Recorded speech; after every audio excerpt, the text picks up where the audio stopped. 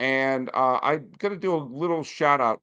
I have a listener on the Locked On A's show we went a little bit back and forth. He's a big Vegas guy, and he didn't like everything I said, but we talked a little bit about Rose. And his name's Sean Miles. He's on YouTube at Sean Miles 6991. Good listener, good baseball fan, good sports fan. So personally, I hope Manfred takes pity and makes Pete Hall of Fame eligible. That's right. Pete Rose died. Pete Rose died. And there is no getting around two very distinct facts. Pete Rose's on the field legacy is absolutely one of, if not one of the best ever, certainly one of the most exciting and interesting ever. And another thing that we know is that his off the field legacy was an absolute dumpster fire, and not in a charming way. Now, Pete Rose on the field is the all time hit leader.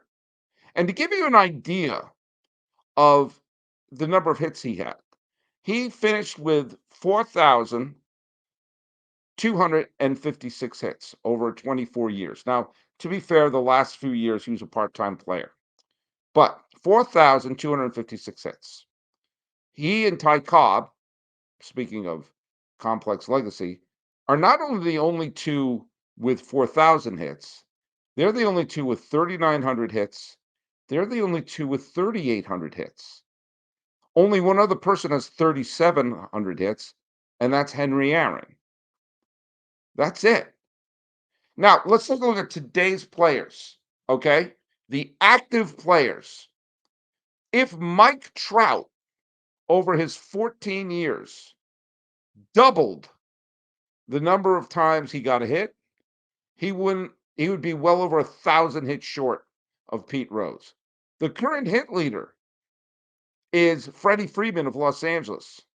If he got 2,000 more hits, he would be just barely past Pete Rose.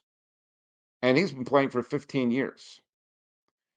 Pete Rose has all sorts of records in terms of games played, times at bat, all this sort of thing. When you look at the stat, which I think is probably our most underappreciated stat, which is times on base. Think about that. Isn't that your job? Times on base. I'm going to baseballreference.com, the single greatest website in the history of the planet Earth. And I'm going to let you know something here.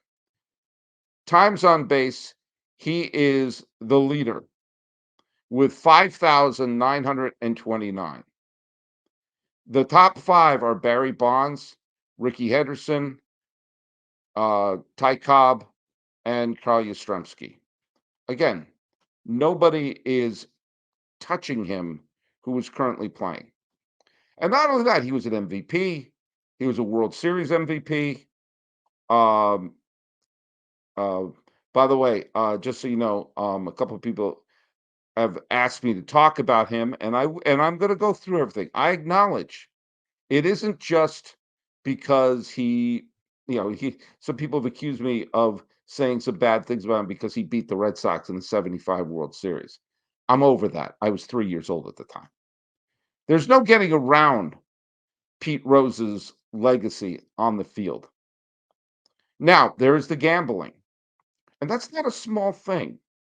Remember, if you're gambling while being the manager and you're gambling on your own team, you're putting the integrity of whether or not you're trying to win on the line. Let's say you bet a lot of money for your team to win on a Friday. Fine. But what does that mean to the game just before that and just after that?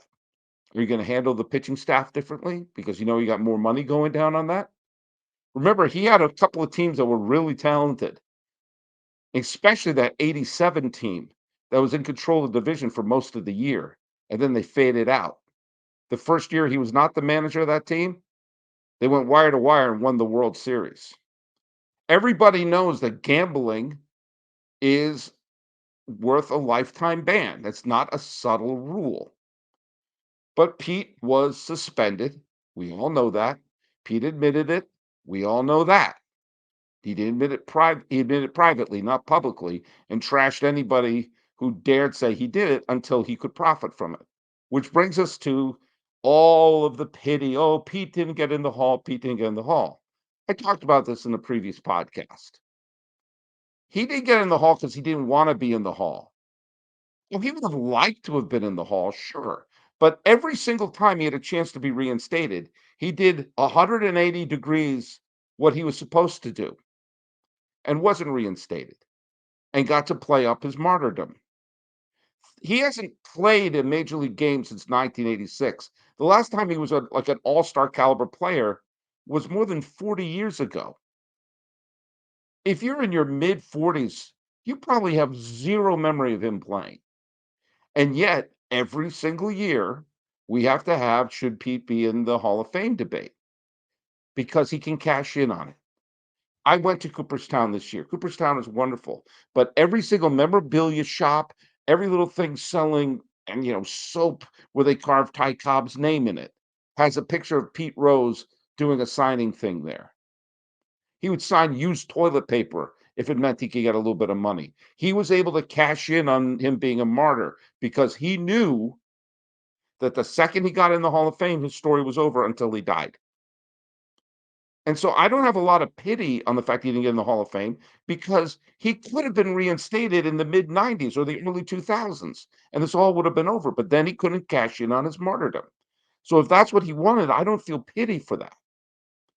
And then there's the really ugly part, the accusations and him doing the classic non-denial denial, underage girls and horrible things like that that just make you sick and think, "Oh my god, what kind of person is he?" Yes, I know the Hall of Fame is filled with scoundrels and rotten people. Hell, Tom Yorkie, who is a reprehensible pile of dog feces, has a plaque in the Hall of Fame.